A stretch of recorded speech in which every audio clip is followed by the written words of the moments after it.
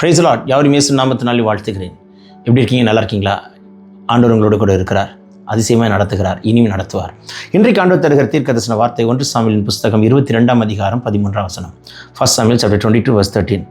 அப்பொழுது சவுல் அவனை நோக்கி, நீயும் ஈசாயின் மகனும் எனக்கு விரோதமாக கட்டுப்பாடு பண்ணி இந்நாளில் இருக்கிறபடி எனக்கு சதி பண்ண அவன் எனக்கு விரோதமாக எழும்பும்படிக்கு நீ அவனுக்கு அப்பமும் பட்டையும் கொடுத்து தேவ சந்நிதியில் அவனுக்காக விசாரித்தது என்ன என்றான். சவுல் பாருங்கள், எவ்வளோ காய்மகாரமாக இருக்கிறான்.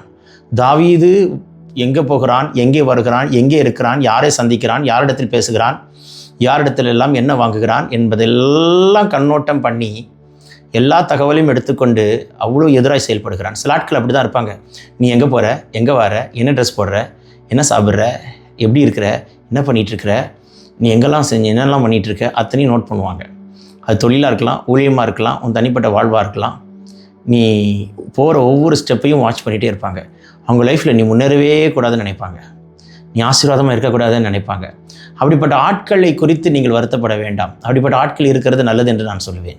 அப்படிப்பட்ட ஆட்களுக்கு முன்பதாக தான் கர்த்தர் உங்களை நிச்சயம் உயர்த்துவார். அப்படிப்பட்ட ஆட்களை கர்த்தர் அனுமதிக்கிற நோக்கமே உங்களுக்காக ஏற்படுத்தப்பட்ட சிங்காசனத்தில் நீங்கள் உட்காருவதற்காக தான். உங்களுக்காக ஏற்படுத்தப்பட்ட கிரீடத்தை நீங்கள் சூட்டிக்கொள்வதற்காக தான். உங்களுக்காக ஏற்படுத்தப்பட்ட உயரத்தையும் சிகரத்தையும் எட்டி பிடிப்பதற்காகத்தான். ஆகையினால் இதெல்லாம் கர்த்தர் உங்கள் வாழ்க்கையில் அனுமதிக்கிறார் என்று சொன்னால், I'm telling you my people, you are so blessed. You are really blessed. அப்படிப்பட்ட சூழ்நிலைகளை கடந்து வருகிறீர்களா? சோர்ந்து போகாதீர்கள், கர்த்தர் உங்களோடு கூட இருக்கிறார். உங்கள் வாழ்க்கையில் எப்படிப்பட்ட கடினமான சூழ்நிலை கடந்து கொண்டு இருக்கிறீர்கள்? தாவீது கடந்து வந்த பாதைகளை நீங்களும் நானும் கடக்கும் பொழுது தாவீதுக்கு ஏற்படுத்தப்பட்ட சிங்காசனத்தில் கர்த்தர் அமர பண்ணி உயர்த்தி வைத்த அந்த அபிஷேகம், உங்களை தான் அபிஷேகம் பண்ணினோட கொம்பை கர்த்தர் உயர்த்துவது போல் உங்கள் கொம்பையும் கர்த்தர் நிச்சயம் உயர்த்துவார். சொல்லும் பொழுது பரலோகம் திறக்கப்படுகிறது. தேவனுடைய வல்லமுள்ள கரம் தொடுகிறதை பார்க்கிறேன். பேசிக்கொண்டே இருக்கும் பொழுது வியாதி நீங்கி கொண்டிருக்கிறது. கிட்னி ஸ்டோன்ஸ் வெளியே வருவதாக. ஹார்ட் ப்ராப்ளத்தை கர்த்தர் தொட்டு சுகமாக்குற. யூட்ரஸில் இருக்கிற நீர்க்கட்டி மறையட்டும்.